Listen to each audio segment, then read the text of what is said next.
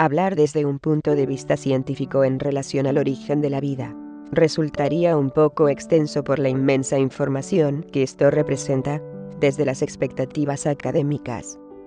No obstante, nos centraremos en el origen de la vida en nuestro planeta, ya que eso es lo que nos atañe en este momento. En el libro La Tierra, el Universo y la Conquista del Espacio, de Ediciones Altea, se puede leer lo siguiente. Los astrónomos coinciden de que el Sol nació de la concentración de una gigantesca nube de gas y de polvo, hace unos 4.600 millones de años. Cuanto más se contraía esa materia, más aumentaba la presión en el centro de la nube. El resultado fue una enorme elevación de temperatura hasta 12 millones de grados. Ahora bien, a esa temperatura, algunos átomos se adhieren unos a otros hasta no ser más que uno. Se dice que se fusionan. El hidrógeno se transformó así en helio, y esa transformación provocó un enorme desprendimiento de energía. Y así fue como se puso a brillar una estrella. Había nacido el Sol. La esfera de materia que al principio recubría al Sol y que estaba en rotación, se aplanó por efecto de fuerza centrífuga y adoptó la fuerza de un disco. En el centro de este, se formaron unos grumos que se iban barriendo unos a otros, creciendo como una bola de nieve. Cuando fueron lo suficientemente voluminosos, tomaron una forma casi esférica y se convirtieron en planetas. Una vez creados los planetas según la ciencia, se plantean entonces las teorías de cómo se presentó la vida en nuestro mundo, clasificándose dentro de eras, periodos y épocas donde las formas de vida se crean por la generación espontánea de organismos vivos procedentes de sustancias químicas inanimadas.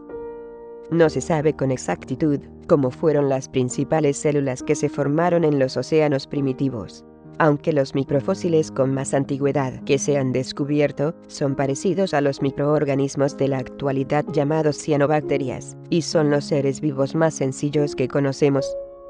Se supone que de un grupo similar a este es de donde procedemos. La vida se origina en la era precámbrica con organismos unicelulares, considerando que los heterótrofos fueron los primeros seres con vida, no eran capaces de elaborar su alimento y comían sustancias orgánicas del ambiente. Los primeros organismos se asimilaban a las bacterias y se alimentaban por medio de un proceso al que se le conoce como fermentación, en el cual se obtiene como producto de desecho el dióxido de carbono. De esta manera el gas fue tan abundante en la Tierra que muchos organismos se intoxicaron y murieron, sobreviviendo los que se alimentaban de él, y así surgieron los organismos autótrofos. Como los heterótrofos y los autótrofos se complementan, pues los fotosintéticos producen alimento y oxígeno para los heterótrofos, y estos liberan dióxido de carbono para los autótrofos. Hasta la fecha predominan estos dos tipos de seres vivos. En la era precámbrica evolucionaron los primeros organismos pluricelulares. Todos fueron marinos de muchas formas y con cuerpos blandos, predominando aquellos con forma de gusano. En la era paleozoica surgieron animales marinos cubiertos por conchas o placas, después vinieron los vertebrados marinos e insectos, surgieron las plantas, luego los animales, las plantas comenzaron a diversificarse formando selvas, bosques y otros tipos de comunidades vegetales. Surgieron los anfibios y de estos evolucionaron los reptiles. La era mesozoica fue la edad de los reptiles de quienes también evolucionaron las aves. En esta era reinaron sobre la tierra los extintos dinosaurios, surgieron las plantas con flores y al final comenzaron a surgir los mamíferos. Era cenozoica, es donde predominan los mamíferos, evolucionaron plantas y animales muy parecidos a los actuales, es en esta era donde evoluciona el ser humano y desarrolla su cultura. Siendo nosotros la última etapa hasta el momento de la citada evolución, donde el ser humano actual pertenece a la especie Homo sapiens, quien al igual que el resto de las especies es el resultado de un proceso evolutivo. Por medio del rastro fósil que consiste principalmente de cráneos, se puede determinar con diversos procedimientos su antigüedad. En 1925 R.A. Dart descubre en la Gruta Town del África Meridional un fósil con características humanas al que llamaron Australopithecus afarensis. Tiempo después en Olduvai, Tanzania, Luis y María Leakey descubren un cráneo casi completo de Australopithecus. En 1891 en el este de Java, Eugenio Dubois descubrió los restos de lo que llamó Pithecanthropus erectus, posteriormente, se le llamó Homo erectus, calculándose en los restos una antigüedad de 830.000 años. En 1920 en unas cuevas cerca de Pekín, Davison Black descubre un cráneo con mucho parecido al del hombre de Java pero con una capacidad craneal mayor y con diferencia de volumen entre machos y hembras, se le calculó una antigüedad de 500.000 años y se le conoce como el hombre de Pekín, pertenece también a la especie del Homo erectus.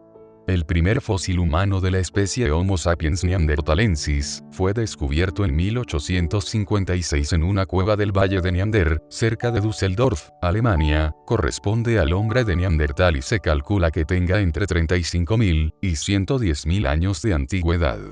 Otros fósiles importantes son los descubiertos en el año de 1868 en las grutas de Cro-Magnon. Estos restos pertenecen ya al Homo sapiens, el hombre de la actualidad, y se le calcula una antigüedad de 45.000 años.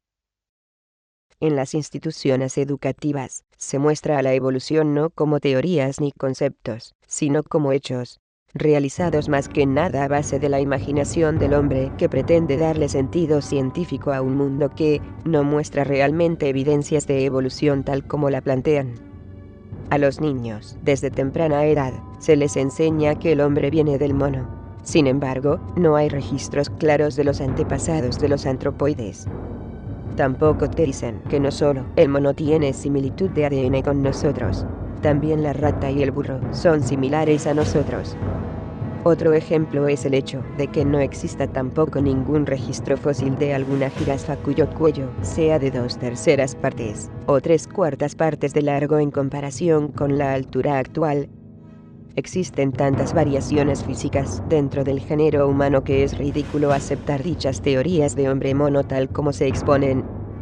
Haciendo uso de la simple lógica, podemos desechar muchas teorías científicas que se enseñan como un hecho, aunque no lo puedan comprobar.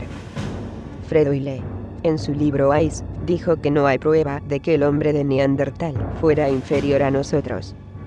Hoy se sabe que la apariencia que se le creó fue en base a un fósil de una persona que se malformó por una enfermedad.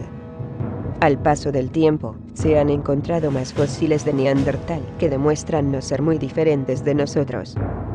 En la búsqueda del eslabón perdido entre el mono y el hombre, se presentó un fraude que por décadas fue aceptado sin mayores cuestionamientos ni análisis. El famoso hombre de Piltdown.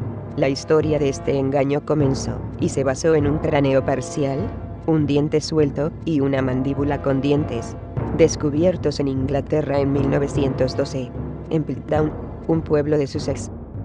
Un obrero los localizó en una cantera y se los entregó al arqueólogo aficionado Charles Dawson, que los presentó, junto con el eminente paleontólogo Smith Woodward del Museo Británico, en la Sociedad Geológica de Londres.